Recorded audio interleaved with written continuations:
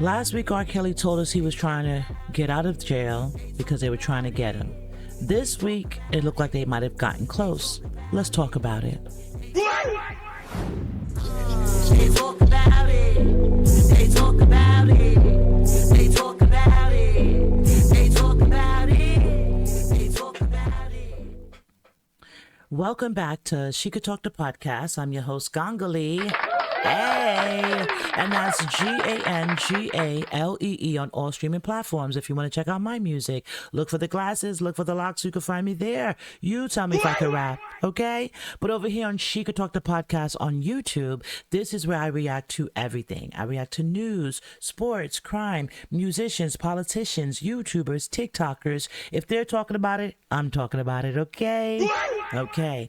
Now, I wanted to react to this reluctantly because last week I did see it come across my algorithms where, R. Kelly was putting out accusations that they were trying to harm him. Now, I thought it was kind of, messed up. Not saying that I thought it was a lie or anything, but I was like, damn, it just keeps getting worse for all of these musicians and all of these people in these positions, right?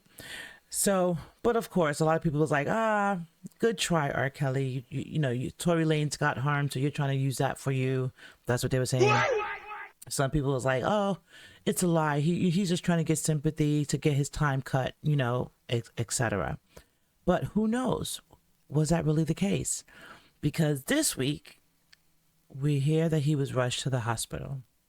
So what I wanted to do was react to News Nation. Shout out to News Nation.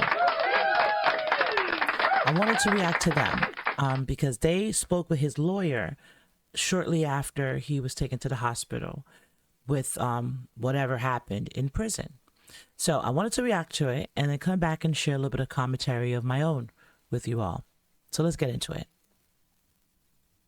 Even a week ago, a lawyer for R. Kelly told me live on this program that someone is trying to kill his client in prison. He even outlined an alleged contract on R. Kelly's head, which makes today's news just a little jarring, to say the least. R. Kelly, real name Robert Kelly, was rushed to the hospital on Friday, allegedly having been overdosed with his own prison medication. His attorney, Bo Brindley, joins me live now again with... Before I go, what is prison medication, guys? Can someone help me out there with that? Because wouldn't you say overdose on his own prescription for blood pressure or for heart medicine? Wouldn't it be a little bit more detail on that? So the prison medicine got my spidey senses tingling. Am I the only one there? Okay, let's get back. The details. Welcome back to the show, Bo. So, wow, you said it, and then within days, something odd happened. What was it actually that happened on Friday to your client, R. Kelly? Well, it was Thursday evening when he was administered his anxiety and sleeping medication in solitary confinement. So he got the medication on Thursday, as usual. He has to have it administered because this is prison and he's in solitary. So he wakes up early Friday morning. He's feeling faint. He sees black spots. He tries to stand. He collapses. He crawls to the door of his cell and loses consciousness. When they get him on the gurney, the prison officials indicate they want to take him to the medical center there at the facility on site, but that facility was not able to treat him, and they took him off-site to Duke University Hospital, where he was diagnosed with an overdose, having received basically 2 times the necessary dosage and the appropriate dosage of his medication. What's the medication for? And then while there, Mr. Kelly outlined his concerns about blood clots in his legs. A scan was done by the hospital, and they found blood clots in both legs and in his lungs, and wanted to do a procedure to address that and keep him in the hospital for 7 days. He was given a treatment plan. Within an hour, officers came in who had custody of Mr. Kelly. And as we are told, they came in with not just handguns at their sides, with actual AR-15 style rifles, removed him from the hospital without the procedure, without the surgical intervention that they said he needed.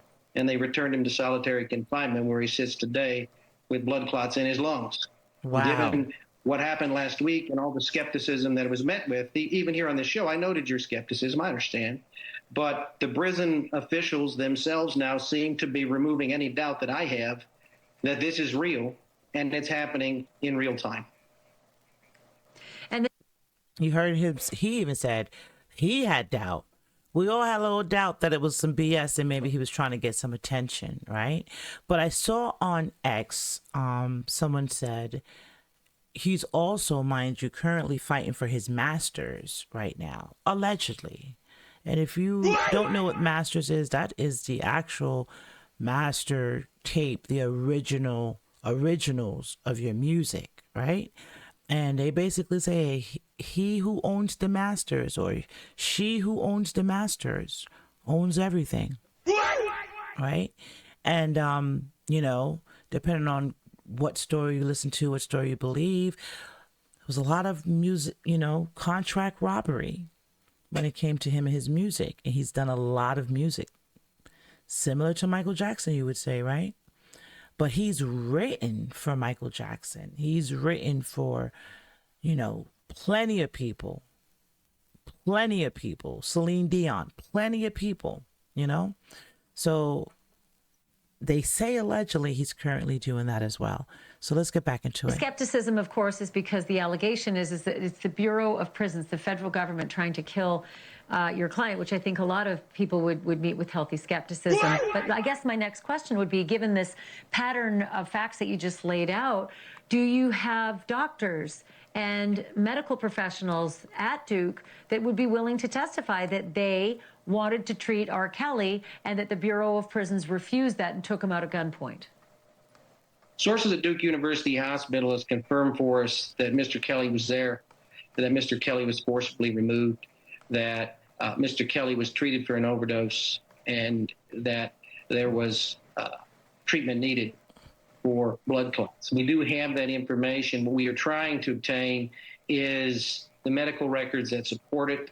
We need the necessary waivers signed by Mr. Kelly, which is not easy as he sits in solitary confinement. But I'm going to see him tomorrow. I'm going to get the executed waivers. I'm going to have those medical records in my hands as soon as possible. But I do have confirmation that what Mr. Kelly's reporting did happen, as extraordinary as it is. And we are fighting very hard to get him back in the hospital and save his life. That's crazy. Well, That is crazy that no one believed him. It doesn't even seem like his lawyer believed him. And now they're like, okay, he's trying to get the medical records or, you know, obtain them to prove that he needs to be in the hospital. This is crazy. last question. It sounds like you're planning to file a motion to vacate his conviction, quote, based on newly discovered evidence this week. Is this the issue that we're talking about as newly discovered evidence this week that you're going to hang the filing on? No, this is a threat to R. Kelly's life that we see happening right now at the hands of Bureau of Prisons officials.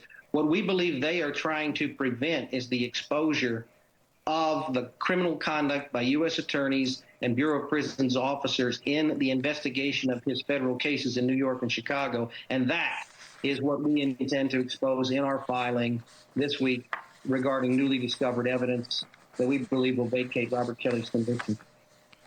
That's crazy. Well, Yo, did I hear the paper shuffling? Just so you know, guys, it's not me. That's her shuffling the papers. If y'all hear it, it's clear as day. let's make a date to continue the conversation. Obviously, the story's not over. I really appreciate this. Thank you, Mr. Brindley.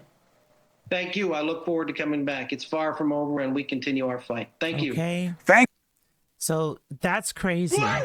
That's super crazy that they didn't believe him at first, which, I mean, I understand. You know, he's in jail for years. He's gotten a hefty sentence, and he's been screaming to the rafters for a minute, and it's like no one's listening. And it's kind of sad because when he was on the top of the game musically, some of the stuff that he's in jail for now, people seen it, heard about it, rumors were about it, allegedly, but everyone looked away. They all proceeded to look the other way. So I feel like it's sad on both sides, right? But anyway, I digress. But tell me what y'all think about that. What do y'all think about that? Do you think that, you know, it's some truth to what he's saying? Like, I always say, where there's smoke, there's fire. Right? Do you think, it kind of is convenient because he's demanding, access and rights to his masters, allegedly? You guys keep me honest. You know how I do. And I welcome you all to join me in the chat. Well, I'm going to get one of those soon for y'all. But join me in the comments and tell me what y'all think. All right? And until next time, I'm going to leave you with the motto. I'm going to hit you with the brand. If you like anything I do, tell a friend. If you don't like anything I do, tell a friend. And from my lips to your ears, you know I love you. But I need you to go out there and love me by hitting the like, subscribe, turn on your notifications, share it, tell a friend, all right? Then go be good to each other out there. Until next time, it's your girl Gongali. It's She Could Talk the Podcast, and I'm out. Peace. They talk about it. They talk about it. They talk about it.